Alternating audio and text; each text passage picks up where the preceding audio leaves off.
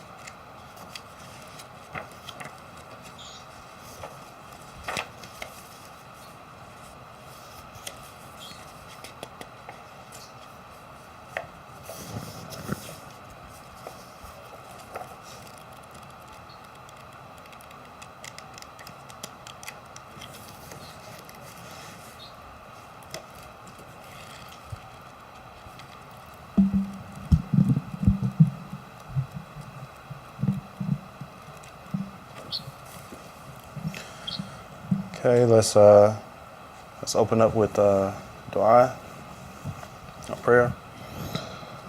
أعوذ بالله من الشيطان الرجيم بسم الله الرحمن الرحيم الحمد لله رب العالمين الرحمن الرحيم مالك يوم الدين إياك نعبد وإياك نستعين اهدنا الصراط المستقيم صراط الذين أنعمت عليهم غير المغضوب عليهم ولا الضالين آمين.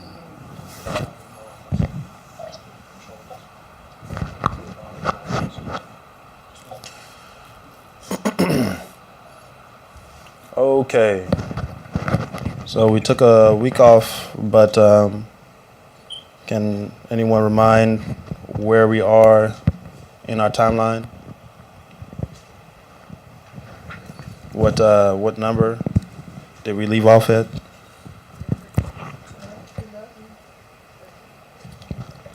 11. We didn't get to 13 yet, just yet. Or in 12 we didn't get to yet. We kind of ran out of time. So we had just gotten finished with Isra al-Miraj.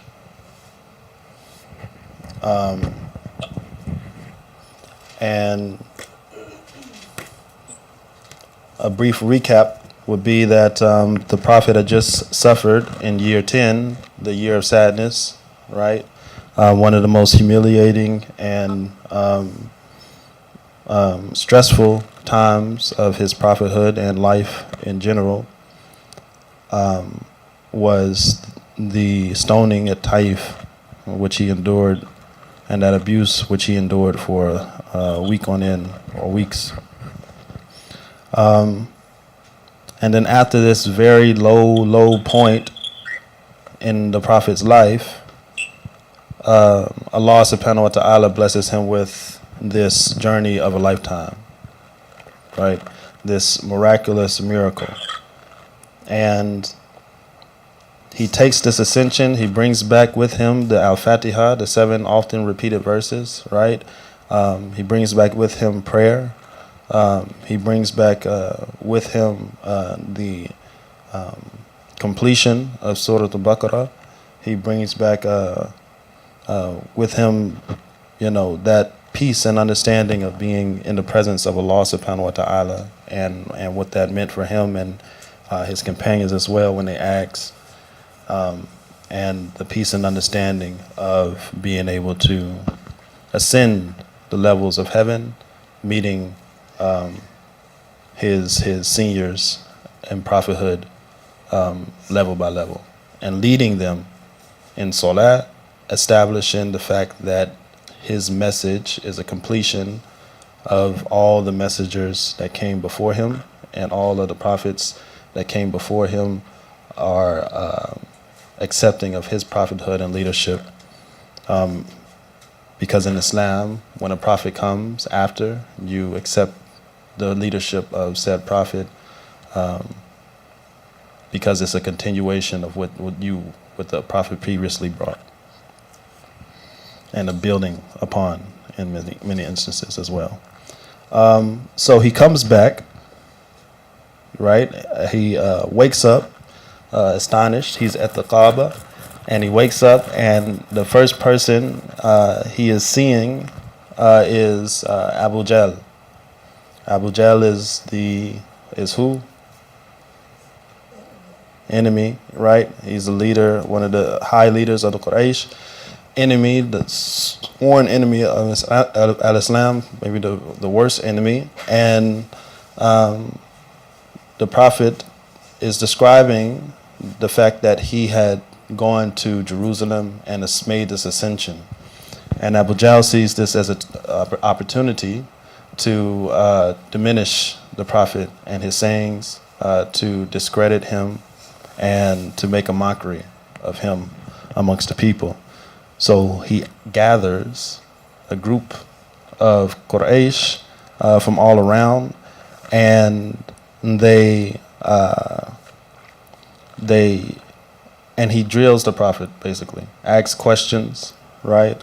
Abu Jahl is in disbelief, and even the word spreads, and someone goes to Abu Bakr, and Abu Bakr is unaware of whatever is happening or whatever is going on. He's probably just woken up as well. And one of the spreaders of the word of what's happening goes to Abu Bakr, and he tells him, this is what your Prophet has said, all right?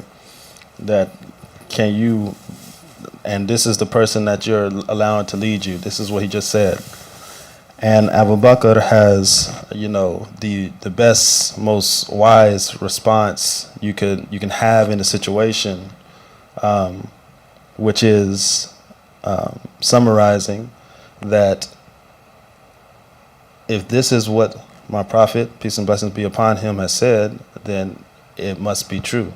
And if it is not, then it'll be clear that it is not true. He says that my Prophet, peace and blessings be upon him, tells us something and shares with us and expects us to believe in something way stranger than this that you're telling me right now. It is said that he receives revelation from an angel that brings it from God and gives it to him on a continuous basis. And this is by far more egregious of a belief than, or immaculate of a miracle than what you're telling me right now, right? So with all full confidence, I can understand that if it is true, then my Prophet is not a liar, right? And if it is not true, then it will be made clear that what he's saying is just a rumor.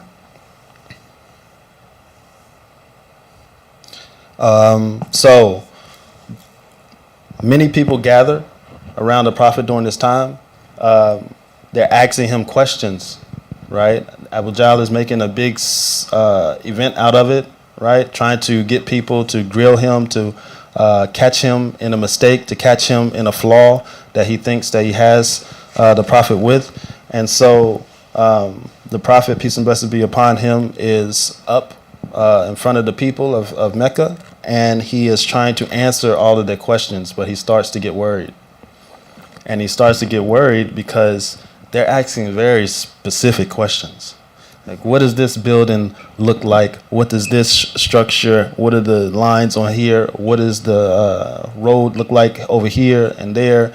They're asking him these very, very specific questions, and he's worried that he doesn't remember all of these specific, minute details, right?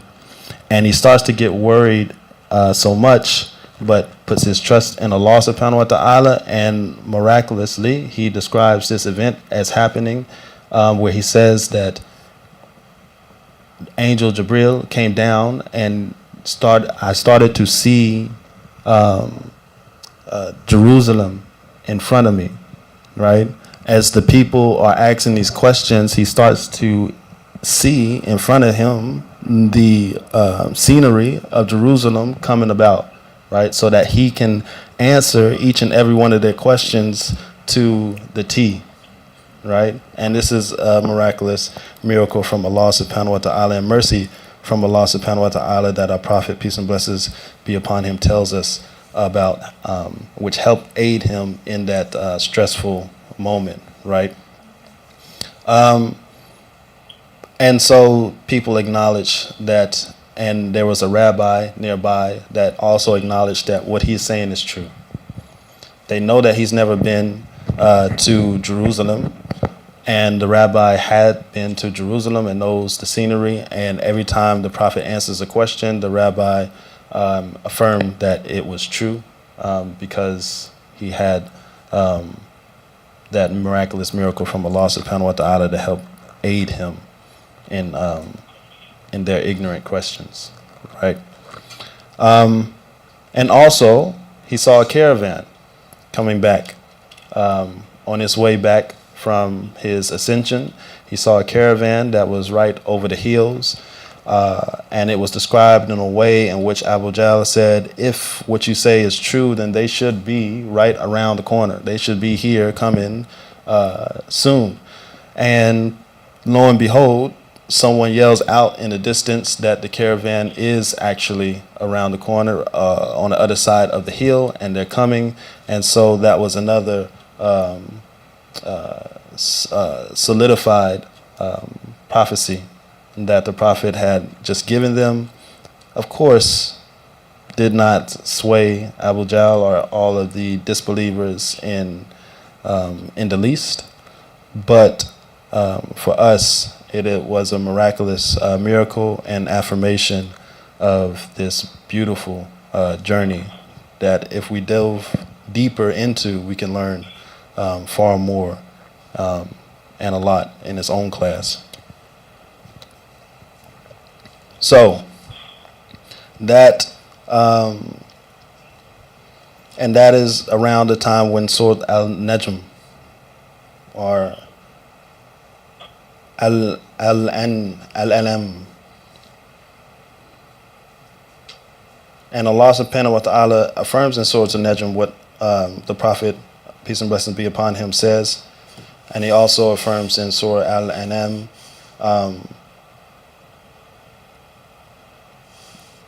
that the Prophet sallallahu alaihi wasallam is speaking the truth, and he talks about his exchange with Abraham and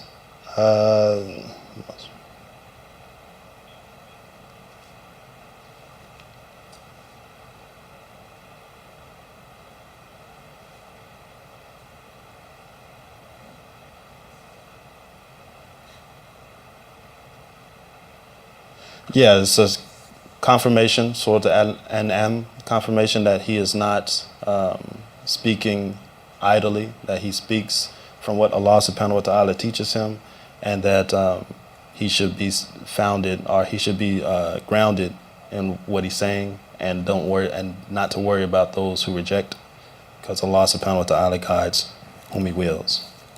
So this brings us to the pledge of Aqaba. And this is a start of a new beginning. The pledge of Aqaba. Does anybody remember the group that came to visit the Prophet, peace and, or not to visit, but to come for the Hajj, the pilgrimage in Mecca, and the Prophet end up speaking with them? The Aus, yes, the Aus were one, and the Khazraj, Aus and the Khazraj, the two Arab tribes from what region?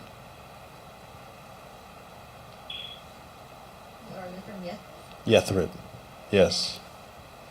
Yes, the Aus and the Khazraj from Yathrib.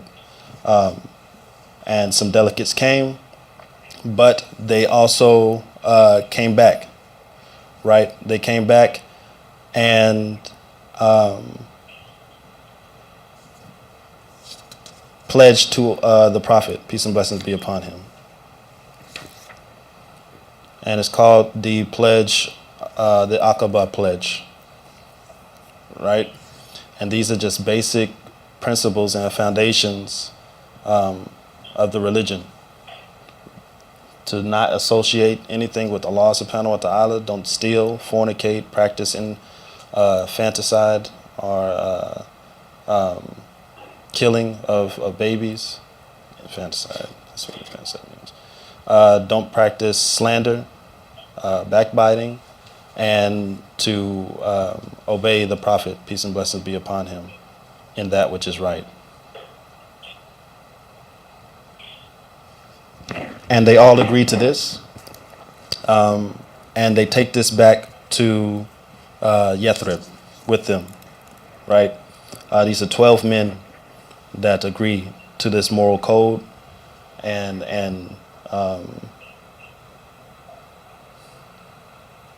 Allah subhanahu wa ta'ala speaks about it in Al-Fath, Surah Al-Fath. He says, indeed, those who pledge their allegiance to you do no less than pledge their allegiance to Allah. The hand of Allah is over their hands. Thereafter, the one who violates his pledge does no harm to his own, does so to harm his own soul, while the one who fulfills what he is promised to God, then Allah will soon give him a valuable reward. Right? So Allah subhanahu wa ta'ala in the Quran is connecting the pledge with the Prophet, peace and blessings be upon him, with the pledge to Allah subhanahu wa ta'ala. Right? Because who is the teacher of the Prophet? Allah subhanahu wa ta'ala, right? And Allah is just an extension of the teachings of Allah subhanahu wa ta'ala. I mean, the Prophet is an extension of the teachings of Allah subhanahu wa ta'ala, right? Taught directly from Allah. So, and he does not do out of his own will, right? He does not command, and he does not make something obligatory out of his own will. He is only taught by Allah subhanahu wa ta'ala, and that is the sanctity of prophethood. Yes. Was this the period in which there was a reference in the book saying how those who reject the prophet and the peace and blessing of Allah be upon him, they're not rejecting the prophet, they're rejecting the creator? Yeah. Was this the period? Yes. That's for all period, right? Those who reject Islam, they're not rejecting Prophet Muhammad, peace and blessings be upon him. They're rejecting Allah subhanahu wa ta'ala, right? Because Islam is from Allah. The Prophet is just conveying a message given to him, right? We don't believe like the Christians believe, which they believe that God comes down and gives the message in the shape of, in form of Jesus Christ, and that's the only way that they can be saved or forgiven or whatever have you. We understand that Allah subhanahu wa ta'ala cannot be our guidance, because we can't even lay eyes on Allah subhanahu wa ta'ala. We cannot fully comprehend or grasp Allah subhanahu wa ta'ala's majesty, or only what he gives us that we know of him. Right? Only what he allows us to know of him in his names and his characteristics, right? But the Prophet, peace and blessings be upon him, is a human being, and we're human. So we can relate to a human being more so, right? And it's the only way we can. And Allah subhanahu wa ta'ala makes this clear in the Quran, and as he sends the prophets throughout history, and how he establishes that I have sent prophets before Prophet Muhammad, peace and blessings be upon him. I have sent human beings, and if there were angels populated on this earth, I would send angels, right? Because you can only imitate what you are, right? Something that is beyond you, it kind of, and that's many times we see when we get into problems with Christianity is that they absolve themselves of responsibility, because who can live up to God? Who can live up to Jesus Christ, who is God in the flesh? Nobody can expect you to do that, right? So he just forgives us for all of our sins, and whatever good you do is good for you if you believe, right? Whereas with the example of Prophet Muhammad, peace and blessings be upon him, and that understanding that Allah sends messengers for human beings, as human beings, to be guided and to have a guide that they can look up to and establish and become in ways, some ways, shapes and forms. Now the responsibility is back on you. Now you have a responsibility to look and study the Prophet and his Seerah, and how you can be guided, how you can correct yourself, how you can adapt to your own environment as he did his in different situations, right? And he's the ultimate example. SubhanAllah. You had a I was just going to comment on the Aqaba, on the pledge. Mhm. It reminded me a lot of the Ten Commandments, Mhm. and how Allah basically is trying to reestablish and reconfirm the things that had come before. So a lot of it is parallel. The commandments being,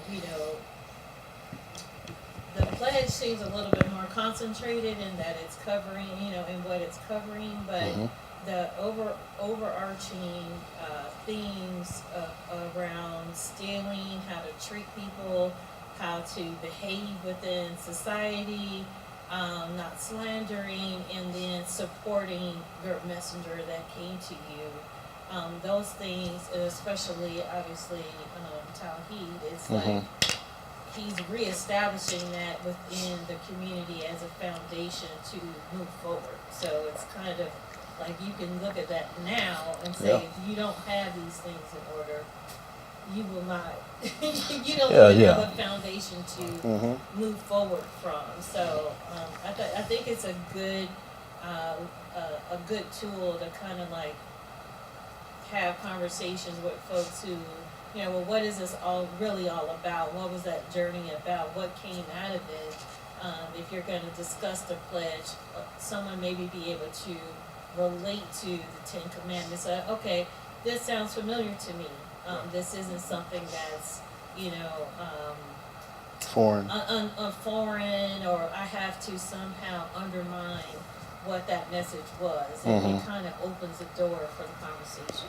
Right. So also, that's those individuals who came from that locale were in the Jewish community. And so surely they would have heard the Ten Commandments, where they could be comfortable and relate, as you say. Right. But then in the society, maybe they got away from it. Yeah. In the way that they were interacting with each other. And so it's like, let me reestablish, this is the way that we will behave among ourselves and within our communities. And you have them taking that pledge saying, yes, we agree that these are the ground rules to our community. So I thought that was. And you can see it even during this time, if you have neighborhoods that are just so run down, and just the morality in the area is so just oppressive and just unlogical and irrational.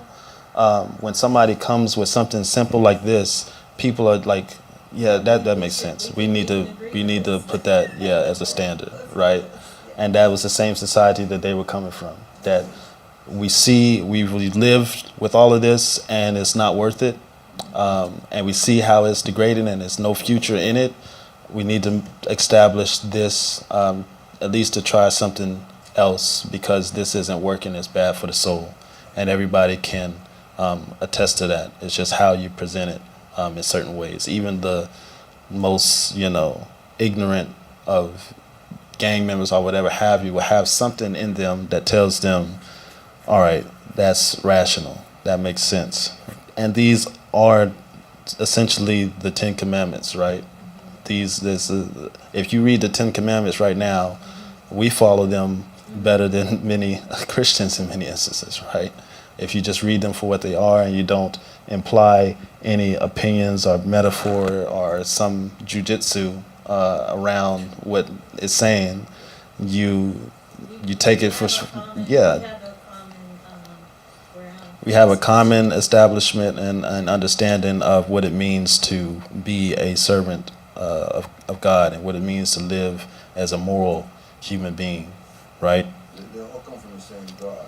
Mhm. The universal principles for life. Yeah. Yes. You know, if you would take those 6 Mhm. principles, and then you apply them to this country, you ask the question, do people associate others with God? What would you say in this country? Yeah. Yes. I mean, all that stuff was happening. Do people steal? Yeah. Yes. Do people fornicate? Yes. Do people practice infanticide? Yes. Mhm. And so it seems to me, do people slander? Yes, we see it in the political sphere, right? Mhm. But now let's take this pledge and apply it to the country and see how we can make things better. Yeah. But there are going to be people who are going to reject that. You know what I'm saying? Mhm. Because people think it's okay to fornicate. Yeah. But Allah's saying, I'm going to give you another reminder. Yeah. So that's coming, you know, and back in Yeah. 622, they needed it, and in 2024, we still We need it. still- Yeah. It's Yeah. the same information, you know. Like, And same information. it's the continuation of the prophet. Like every prophet established this in their society, and then over time, it was forgotten. It was unadhered to, and so a prophet comes and reestablishes what was before, what was forgotten and not adhered to. So this is no different. Yeah, absolutely. So this pledge really combats the idea that people have, especially nowadays, that they think morality is something that's just naturally occurring in humans and that they don't need religion. And it's like, if that were the case, then why would we need to keep being reminded of these basic principles? Like, yeah, now maybe today we can all, I guess most people could agree on most of these principles. Like, yeah, we shouldn't be stealing or talking bad about people. And they think that's just human, like that's just a human being. But if that were the case, then we wouldn't always go off course. So we Yeah. need religion to constantly steer us back on course, and a lot of people can't see that. They think religion is just like oppressive and I'm just Yeah. spiritual. Yeah, I saw that the And so other you're day. like, where is your morality come in if you just say you're they're like, spiritual? oh, it just comes from us. It just comes from Absolutely. people. We're just moral. Like, No, it really doesn't. no. Yeah, we are, but not. A child with great parents that are great leaders is going to be different than a child with no parents and no leadership. Right? They're going to grow up differently. They're going to see the world differently, and they're going to react differently. Right? So Allah subhanahu wa ta'ala provides guidance for us here on this earth, and He doesn't leave us to our own affairs or to just as play or amusement on this earth. He says this earth is not for that, right? This world, this life that we're living, this pit stop is not for play and amusement, but for a test, right? And He provides a guide for that test, and He provides what are they called?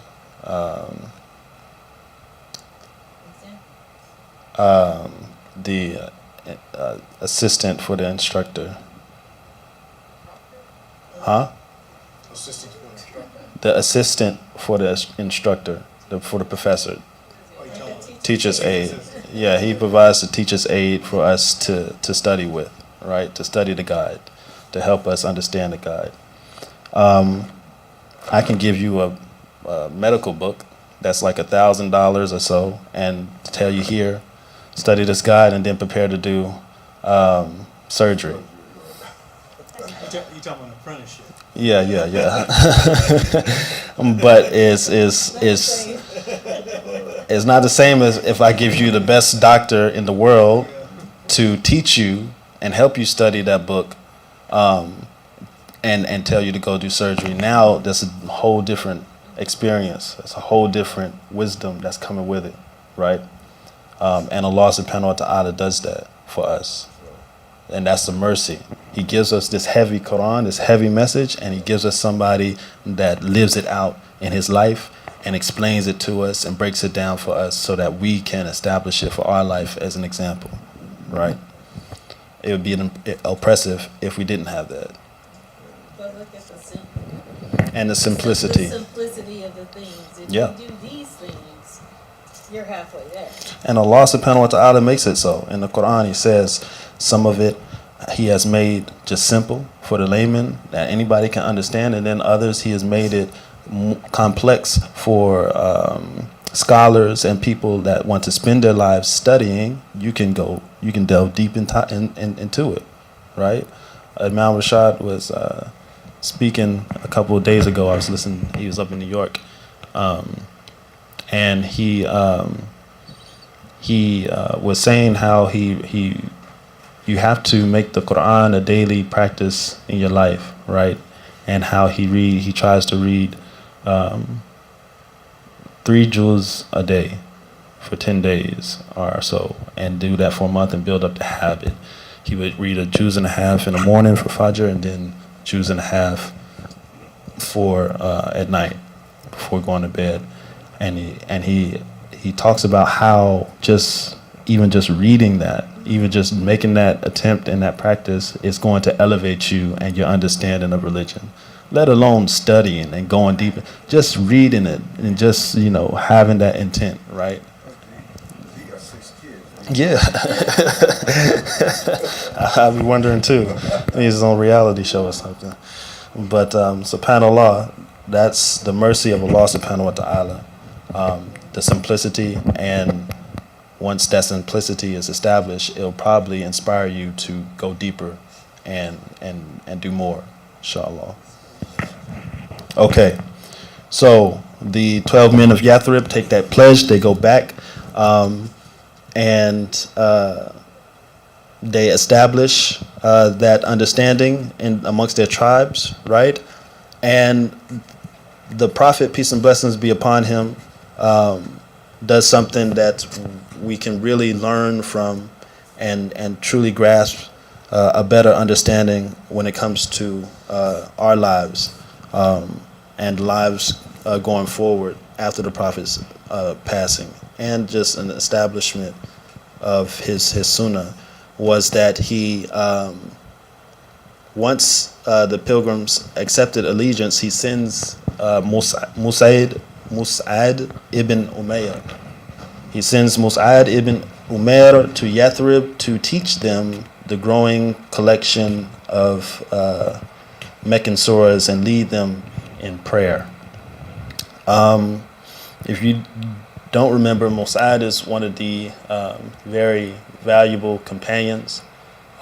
He's accepted Islam at an early age, but his status in the Quraysh, he was from a very wealthy family, and he had a very great status within the tribes. And when he accepted Islam, he kind of lost that status, right? But it didn't come without trials and tribulations. His mother was very adamant about being against the Prophet, peace and blessing be upon him, and idolatry. And she locked him up, trying to keep him from visiting the Prophet, and kept him as prisoner. He escaped and was able to make it to Abyssinia. And in Abyssinia, he was able to, perfect his understanding of the religion and continuously study. And he came back later after Abyssinia, and he migrated back, and he was much more stern with his his mother. He was kind, but he was stern that he would be following the Prophet, calling her to follow the Prophet, and that he said, if you lock me up again, anybody that comes to try and help you, I'm going to kill, basically. He was around, I think he was, couldn't have been more than 30, less than 30 years old. He was young, but he was wise, right? And the Prophet, peace and blessings be upon him, entrusted him with that. He also entrusted him to carry the banner during the battles of Badr and Uhud. He passed in Uhud, and it's a great, miraculous story. Like, so many stories within the Seerah are they seem like, drama movies, right? But subhanAllah, we'll get there. Mus'ad, though, is sent by the Prophet as a teacher. What are some of the learnings based on their society and what's going on in their society? Why would the Prophet, peace and blessings be upon him, send Mus'ad as their leader and teacher? Because they've been fighting among the groups, so they need an outsider that would gain the respect of the individual groups. Yes. Yeah, that's a very key point. Any other key points in sending a teacher? They said that his recitation was really beautiful too. So Yes. maybe they were, just appreciated his presence. Yeah, his recitation was one of the most beautiful. It's said in the hadith that the Prophet, peace and blessings be upon him, was approached by Mus'ad, and Mus'ad was kind of worried because every time he recited, he would see like these lights and in his home, and he didn't know what they were, and his animals would get agitated. And so he went to the Prophet, peace and blessings be upon him, and the Prophet said, "Don't worry, Mus'ab, these are just the angels coming to listen to your recitation because it's so beautiful. So don't worry, keep reciting." That was his sign to keep reciting and not to stop. So yes, his recitation was beautiful. He led them in prayers. He taught them their religion over the years that he was, or the year that he was there.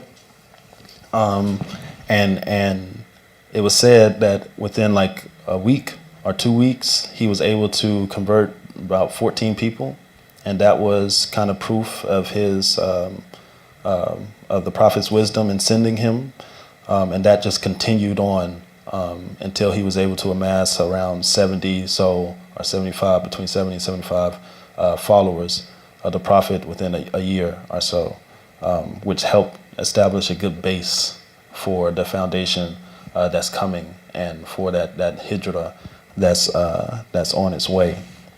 And there's also this tradition of having a teacher, right? He doesn't just send them off and expect them to teach themselves. He sent them with somebody who is understanding of the religion and who is well versed and taught and can help them achieve that goal of understanding and practicing their religion in the correct manner, not making them reinvent the wheel, right? Sounds as if he was pure of heart. Pure of heart. He came to listen to his reputation. Yes. To be trusted. Yeah, he can be trusted, and the Prophet, peace and blessings be upon him, sent him. So that's a trust as well. But it is also this this sunnah of providing a teacher to learn, right? Sometimes people want to try and do things themselves, or I'll learn myself, but this is not the way of the Prophet, peace and blessings be upon him. He was taught by Allah subhanahu wa ta'ala, the best teacher, and then he taught his companions, and then his companions taught, then his companions taught, his companions taught, right? It's just a few months ago, there was this, I just happened to be visiting my previous home of Blacksburg, Virginia, where they have just one masajid and MSA around. It's a college town, and it's a beautiful community that's forced to be together, right? One ummah. And they invited this imam, or this hafiz, memorizer of the Quran, and he got his ijaza in different recitation styles. They're called kirat, and there are 10 different recitation or styles of reciting the Quran that vary depending on where that person was from within the Arab region at the time of the Prophet, peace and blessings be upon him. Just like in New York, somebody speaks a different type of slang. Here down south, we have different types of slang. So the Prophet and Allah subhanahu wa ta'ala teaching the Prophet that it was permissible to switch up the recitation depending on what was easier for different people, right? And this was taught by the Prophet, then the companions, then the companions taught somebody else, and then they taught somebody else. And so he got ijaza in the Hash recitation, Hafs, yeah, in the Hafs recitation, which is most common recitation in the world right now. But he got ijaza in the Hafs recitation and some others, and it's a rigorous process. He has to go through like years, and he memorized the Quran already, right? As a young age, but this is something completely different where you have to be able to recite it in the specific way and with due respect of how Allah subhanahu wa ta'ala revealed it and how it was taught before him. And so it's a rigorous process where he has to really know the entirety of the Quran and where to, what things to do at certain places within the Quran or whatever have you, and somebody who was taught and who got their ijaza, their certification, has to listen to him and make sure that he's correct and doing it right if he's going to give him his approval and solidify that. And so he shows this picture of his of the lineage of his teachers, right? And he can track. And subhanAllah, this is the beauty of al-Islam, is that we can track all the way back to the Prophet. And it was amazing to see how, I think it was 22 or 26, 20 what? 32? It was 32 people that he could track from himself or from his teacher all the way back up to the Prophet, peace and blessings be upon him. Their names, the ijazah that they got, all the way back up to the Prophet, and then Allah subhanahu wa ta'ala at the top. And like just that ability to trace that and that solid knowledge, or that solid teachings, all the way from himself to the Prophet and to Allah ultimately, is the mercy of this religion, is the beauty of this religion, right? That is, it can be so simple and it can be very intricate and technical as well, for those who want to dive deep. And so it shows the importance of having a teacher, right? It shows the importance of having somebody that can teach you and learning continuously in this religion, and how when you're doing that, you're practicing the sunnah of the Prophet, peace and blessings be upon him, and the sunnah of Allah subhanahu wa ta'ala, right? Which he establishes this, right? He taught men the pen, and he teaches. Subhanallah. So Mus'ab is their teacher.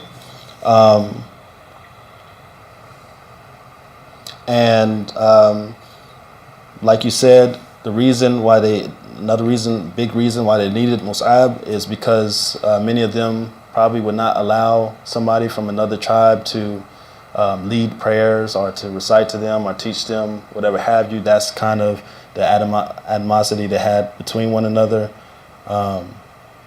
and the ignorance that was within the society at the time, and the infighting. So that is nullified by the fact that Mus'ab is leading everything, and he is sent by the Prophet, peace and blessings be upon him. The Quraysh hear word of this, and they start to send people to discourage this and to stop this. They send who first?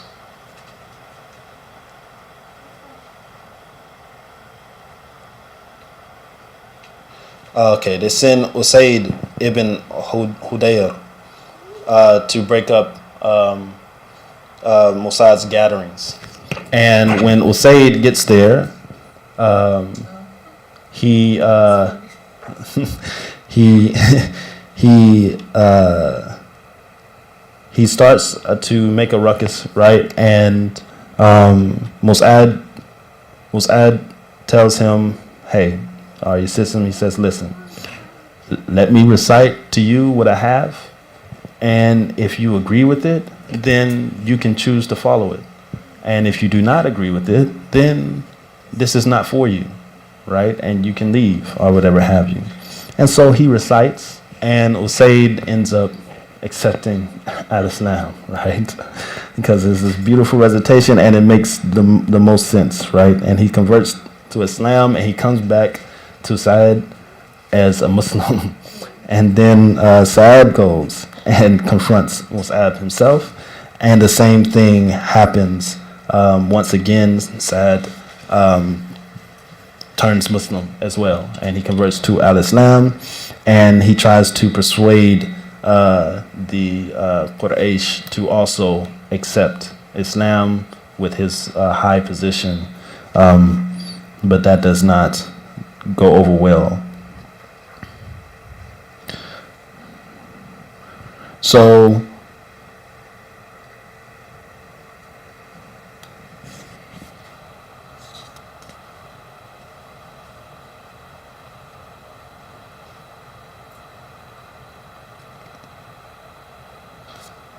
okay, yes.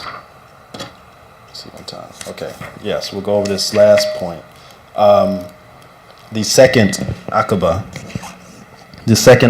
pledge.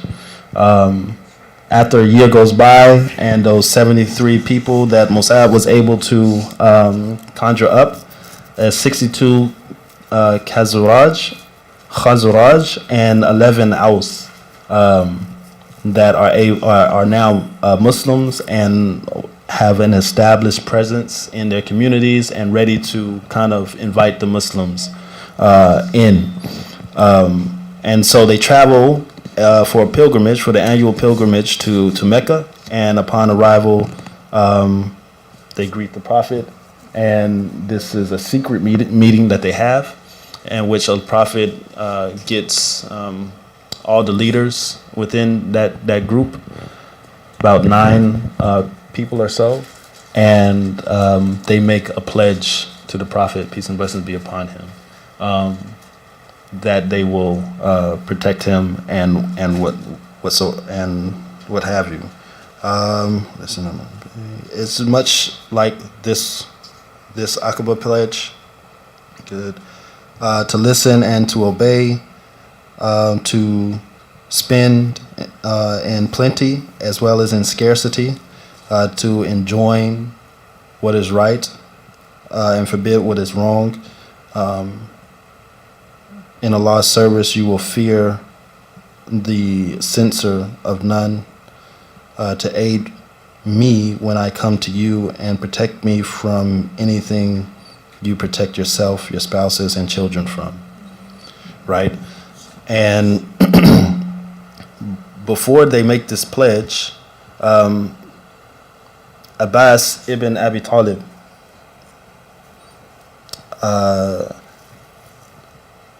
does anybody know or remember who Abbas is? Abbas escorts the Prophet to this gathering. But Abbas is the one who is protecting the Prophet at this time. He's not Muslim at this time. He accepts Islam a little later on, a lot later on, I think. He even fought against the Prophet in Battle of Badr. But right now, he is protecting the Prophet, peace and blessings be upon him, with his protection in Mecca. And he goes to the delegation, the secret meeting, and with great pride, he tells the Khazraj and the Aus that, and it's quoted in the book, "O you people of Khazraj, all of you know the position that Muhammad holds amongst you." So they're wanting, they're making this pledge, and they're taking over responsibility for protection of the Prophet, peace and blessing be upon him. The responsibility that Abbas has right now for the prophet, peace and blessing be upon him, which is his nephew, and he sees him as his family and vulnerable at this stage. And when he sees this delegation of people, they're not people that he recognizes. They're very young, and they're not people that he is aware of as leaders in the Khazraj and Aus. They're very young. This message appeals to more the youth that see the problems in the society at the time, right? And so he's not very aware of all these people, and so he's not so much trusting right them. So he gives them this stern talking to, and he says that all of you know the position that Muhammad holds among us. We have protected him from our people as much as we could. He is honored and respected among his people. He refuses to join any party except you. So, if you think you can carry out what you promise while inviting him to your town, and if you can defend him against the enemies, then assume the burden that you have taken. But if you are going to surrender him and betray him after having taken him away with you, you had better leave him now, because he is respected and well defended in his own place. Right? And this is coming from somebody who has not accepted Islam, but he has that love for his nephew, right, and for his family and for their tribe. And so he does not want him to be put in a situation where it is unknown, or where they take advantage of him, or where they try to just get him away to then leave him unprotected. And also, the Khazraj and the Aus don't want to be left unprotected. So by accepting this pledge and by accepting al-Islam, they had other pledges and other treaties with the Yemeni, or not Yemenis,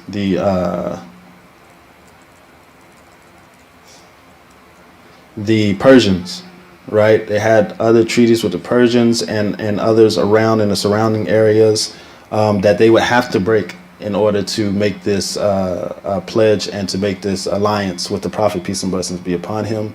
And so that would leave them vulnerable. If the Prophet were to leave them, or if he were to return back to Mecca for whatever reason, and leave them to their own devices or whatever have you, they'd be in constant wars or whatever have, and people will be trying to fight them because of those broken pledges. So that gave them more incentive to keep their Yes, so both sides were needed protection, right? And the Prophet reaffirmed that he would be with them till his death, right? And this time, and they were very relaxed by that. They were soothed by that, and that gave them the confirmation and what they needed to continue on. The Prophet said, "I give you my pledge that you protect me from whatever you protect your women and your children from."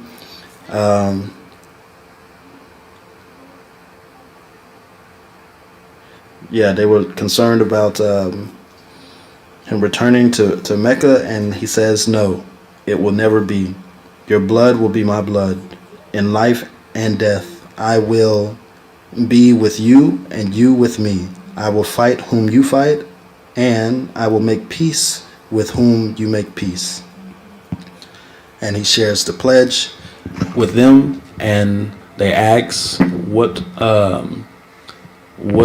will happen if we follow this pledge? What will come of us if we follow this pledge? And the Prophet, peace and blessings be upon him, responds, "Then paradise is in store for you."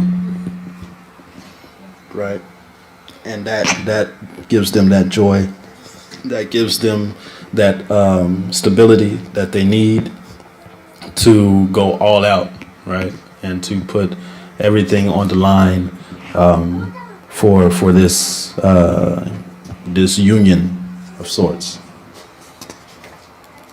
And I like how the second pledge, it really asks for a different level of commitment. The first one was like, this is something that you can do for yourself. You know, you can make the decision to not lie, cheat, steal, all this stuff, but it's really internal to your own value system. You know, you can do as much or whatever. But the second pledge is like this acknowledgement that times are going to get tough, and I need to see where you're going to stand. So is your faith going to like falter as soon as the trials start coming in, because now maybe you're not the right group that should be with me to protect, you know, me and this message, and then in turn, like, we are protecting our own community. So definitely the second pledge is the next level of commitment. Not only like we all have a baseline understanding of how our community will interact with each other, but also like we're that solid wall, you know, to protect the actual message. And obviously he's guaranteeing a reward that no one can match. Yep. Yeah, we'll see later on in the Seerah, after many years pass and the conquest of Mecca is taken over, and Islam is established in Mecca, and everything is peaceful and good, and the Prophet, peace and blessings be upon him, he loves Mecca. It's very dear and near to his heart and his people. But once they take over, the Aus are the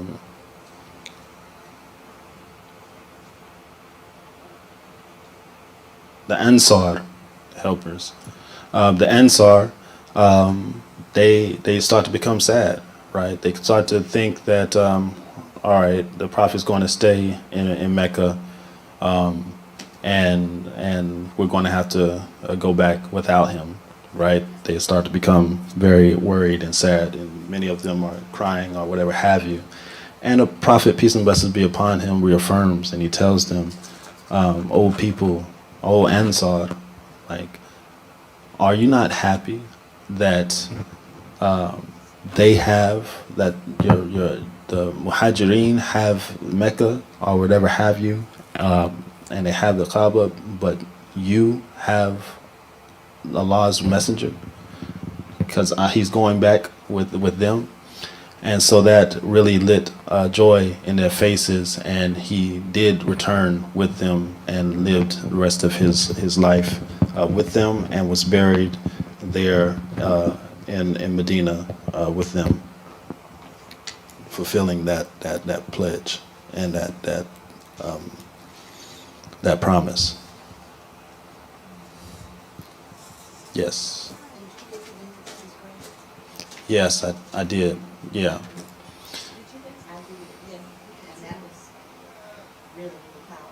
Yes.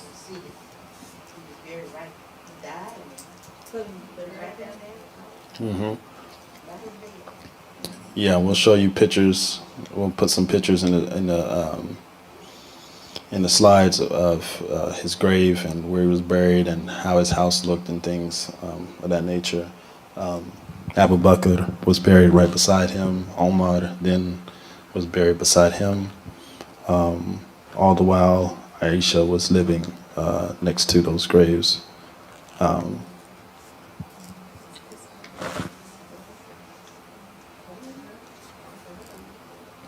Okay, so we're reaching time, but this sets the foundation for this journey that we're about to embark on. It only gets more intense from here. We'll go over how the Prophet, peace and blessings be upon him, is preparing himself to go on this hijrah, and subhanAllah, the greeting that he gets, the famous greeting of the Prophet, peace and blessings be upon him, to Medina, and that very hard struggle and mercy of Allah subhanahu wa ta'ala to even get there in the first place, right in the nick of time. He wanted to leave sooner, but and Abu Bakr asked his permission to leave to Yathrib sooner, but the Prophet, peace and blessings be upon him, asked and told him to be patient for a little while, because Allah subhanahu wa ta'ala has not commanded me or allowed me to move yet, right? And this is another proof that the Prophet, peace and blessings be upon him, is taught directly by Allah subhanahu wa ta'ala, that he doesn't do out of his own will, that we have revealed revelation in the Quran, and then there's unrevealed revelation that is just for the Prophet, peace and blessings be upon him, that he teaches his companions through his sunnah, and what is learned from him and passed down for generations. Subhanallah. And it's also insight that just like Yaqub, he cannot make the same mistakes. Allah subhanahu wa ta'ala reminds him that you don't leave a place until Allah subhanahu wa ta'ala allows you. And when a prophet before Yaqub left, Yunus left, he was punished by Allah subhanahu wa ta'ala in a way, or corrected by Allah subhanahu wa ta'ala, and then returned back. And so the Prophet, peace and blessings be upon him, is adhering to this, that a prophet cannot leave a place until Allah subhanahu wa ta'ala allows them to. Okay, any questions, comments? How's that pledge relevant today? You know, because when most people say that Shahadatain, it's simply the Shahadatain. But in this time, which was a vital time, very delicate time in the history of Islam, they gave this Shahadatain and also made a pledge. Those steps that you have presented right now are, it's like a pledge of, you know, morality and allegiance to the Prophet. So Allah So.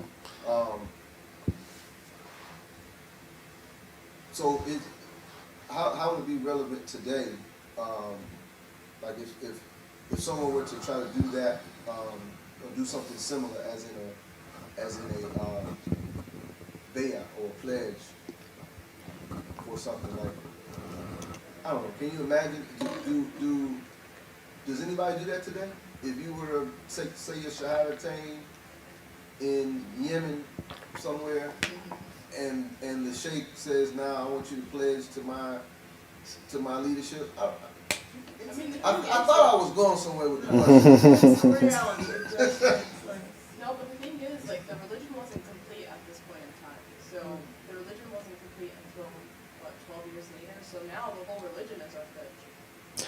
Yeah, when you make that, right? when you make that You're shahada. affirming that Muhammad is a prophet, Yes. so you are pledging to Yes. him.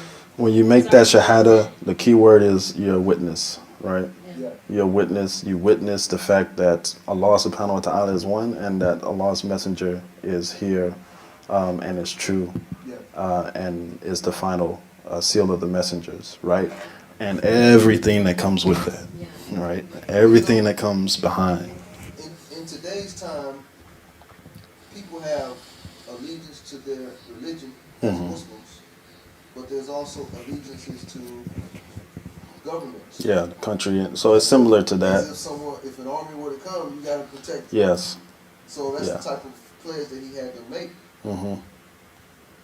And they also had to make another pledge, right? Because they didn't make a pledge to fight with the Prophet, or to incite a fight, right? To protect them from defense, but not offense. And so when the Battle of Badr came and it was just sprung up on them, they made another pledge right then and there to fight with the Prophet offensively, right?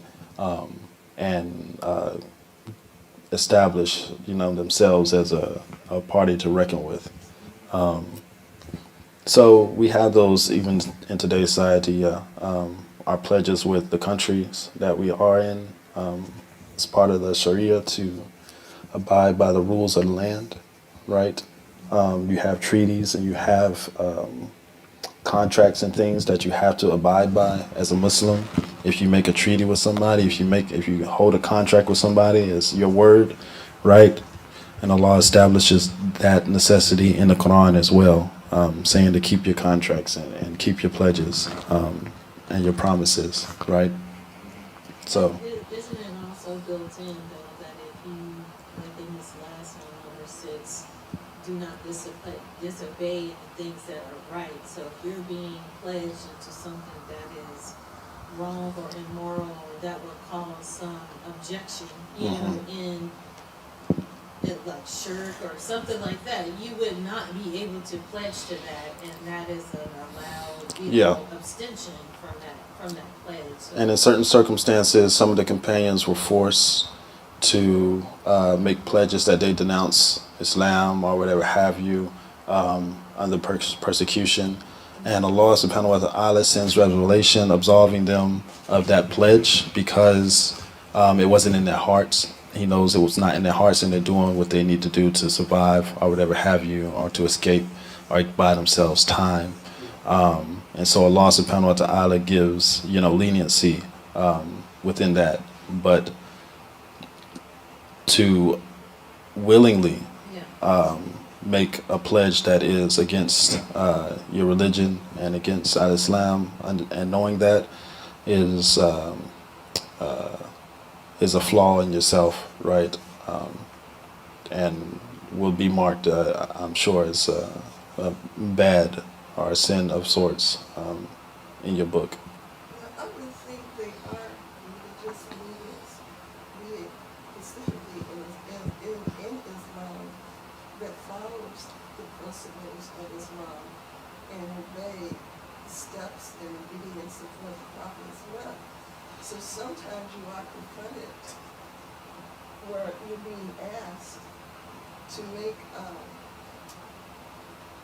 commitment to that particular leadership.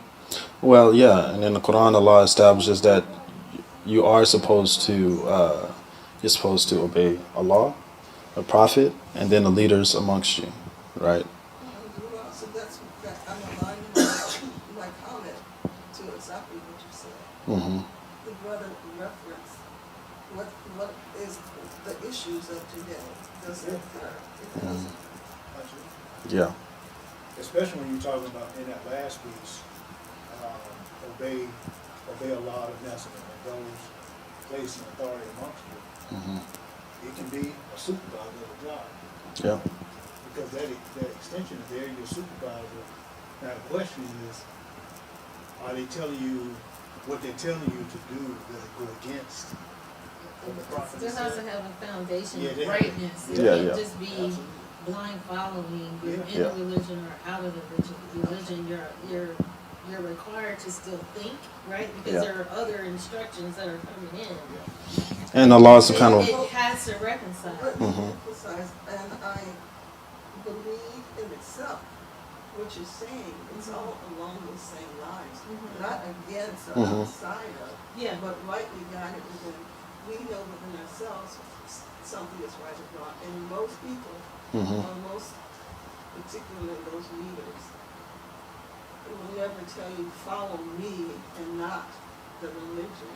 If they're trying to lie, well, I can't say that either. There's a lot of cults Yeah, in our yeah. together. Allah subhanahu wa ta'ala. Exposures where there were individuals who were wanted to be leaders, would not align themselves pure heart, and they wanted individuals to follow them, even though it may be against their Yeah. own principles. And Allah subhanahu wa ta'ala makes it clear in the Quran when He even tells us, obey your parents, right? But He says, That's a except good example. if your parents are leading you away from al-Islam, then, deal with them kindly, but separate yourself, right?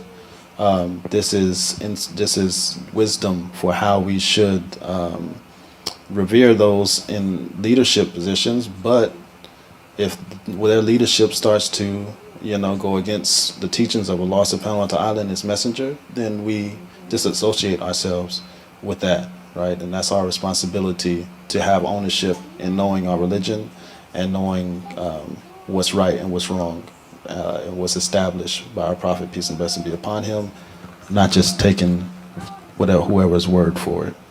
And just an example, you said, the law says, obey your parents, but do not obey them. They try to get you to worship besides me. But Allah gives an example of that with Abraham, where his father they were engaged in false worship. So he had to separate them. Yeah. Well, I just want to emphasize my point. Oh, no, It no, does no. occur today. Yeah. Yes. And some people take some things out of context. Yeah, some people take some hadith out of context and use it for their own biased wants and desires, in which the Prophet will say, obey somebody, don't commit treason or whatever have you, to the point of, and they'll take it to the point of, it doesn't matter what they're doing or how they're running their country or their leadership role, even if it is even if they're being corrupt, or even if we know that they're corrupt or whatever have you, and they'll take it to the extreme without really trying to understand and take the religion in context and the Prophet's sayings in context, right? But that comes with knowing your religion and knowing the Prophet and knowing his Seerah and knowing these hadith and knowing how to, the sciences of them, and how to comprehend the context within them, and not just taking them for face value many times, right? And not relinquish what you know that's right. Yes. Yeah. And, the Quran should lead you to that, right? If you're practicing sincerely. Okay. Inshallah, we'll close out with prayer and dua and make a salat. ربنا آتنا في الدنيا حسنة وفي الآخرة حسنة وقنا عذاب النار. Oh Allah, guide us and make it easy for us to follow your guidance.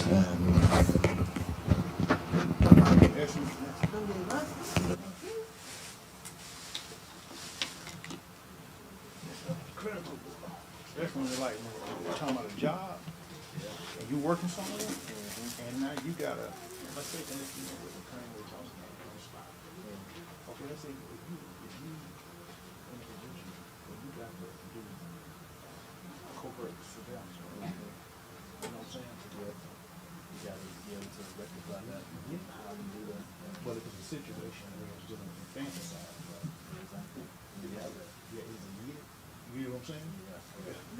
There's 2 points that still, and one is that even though we talked about the guidance and those who take the lot, there are some righteous practicing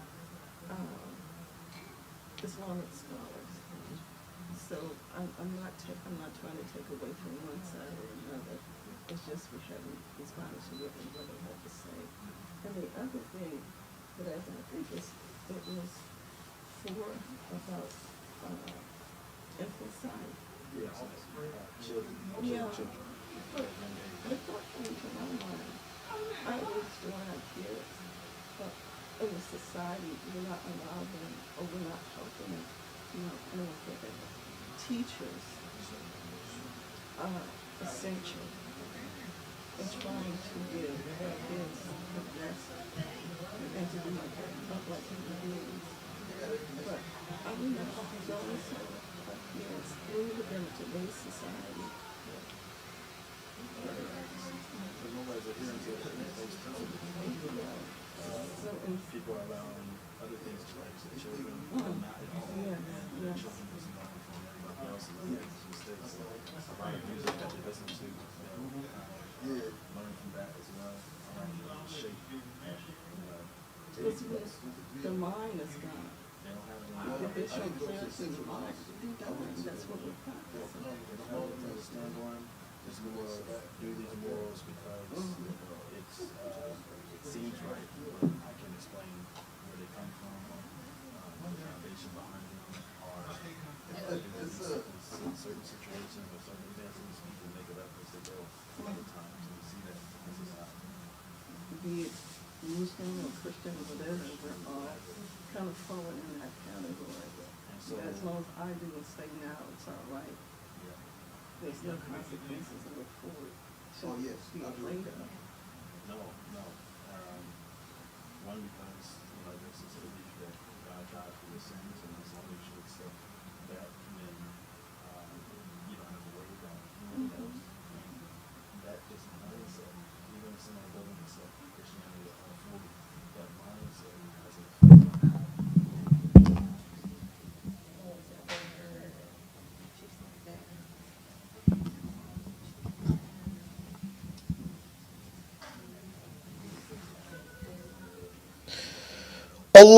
الله أكبر الله أكبر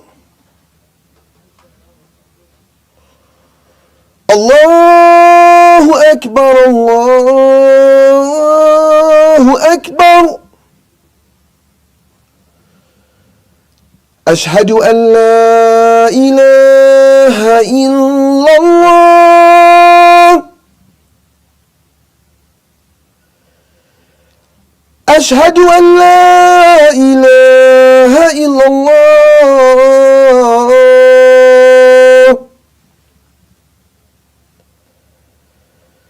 أشهد أن محمدا رسول الله أشهد أن محمدا رسول الله حي على الصلاة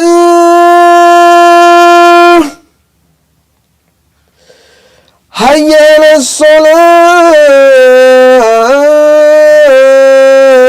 الصلاة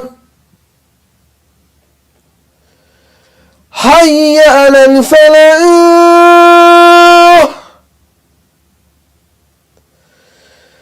حي على الفلاح الله أكبر الله أكبر لا إله إلا الله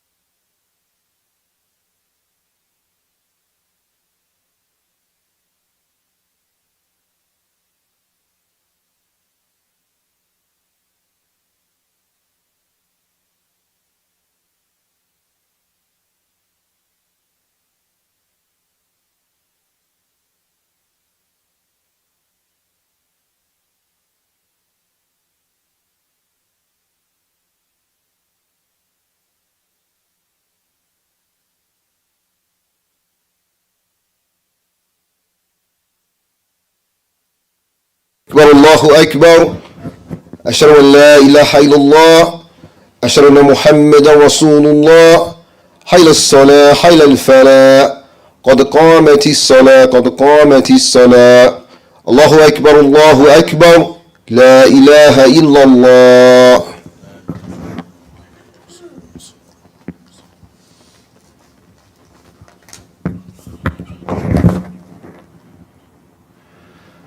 Allahu Akbar.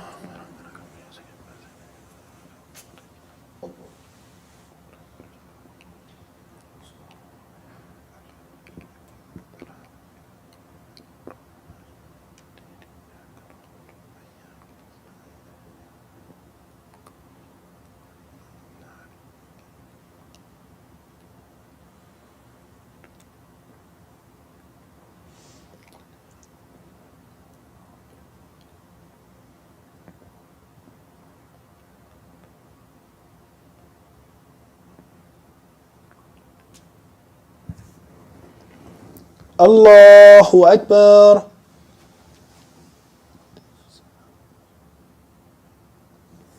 Sami Allahu liman hamida. Allahu Akbar.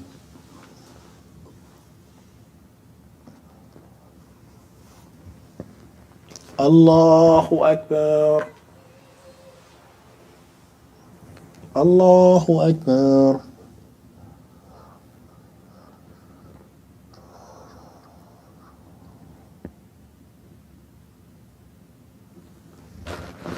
Allahu Akbar.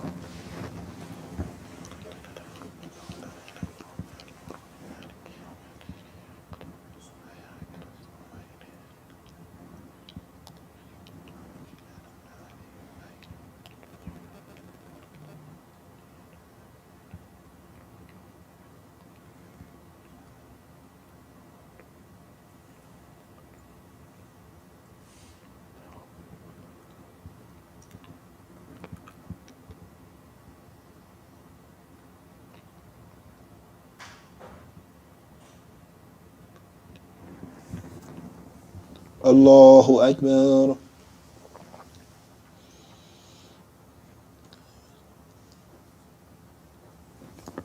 Sami Allahu liman hamida. Allahu Akbar.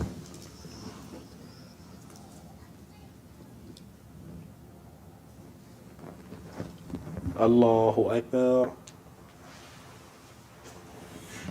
Allahu Akbar.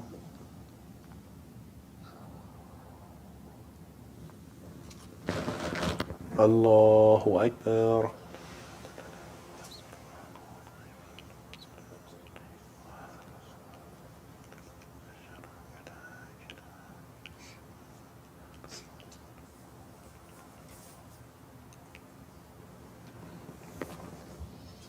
Allahu Akbar.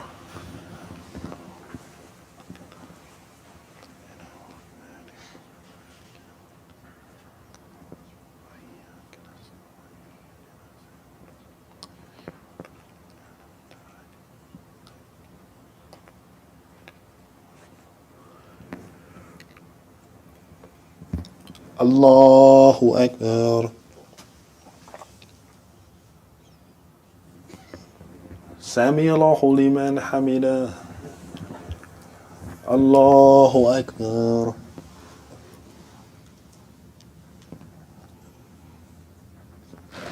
Allahu Akbar.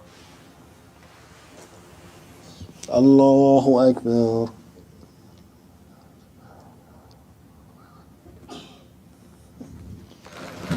Allahu Akbar.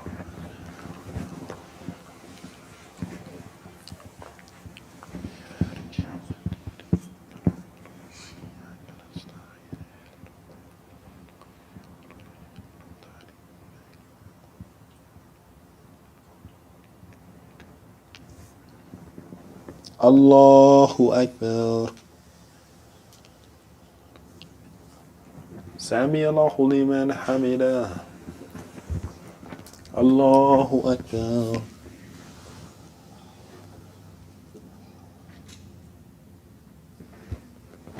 الله أكبر. الله أكبر.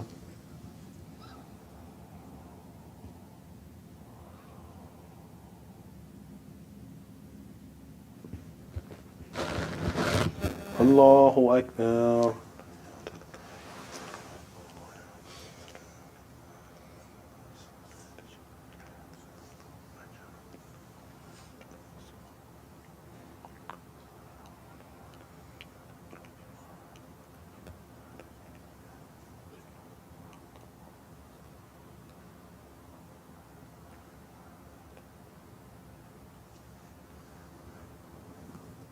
السلام عليكم ورحمة الله. السلام عليكم ورحمة الله.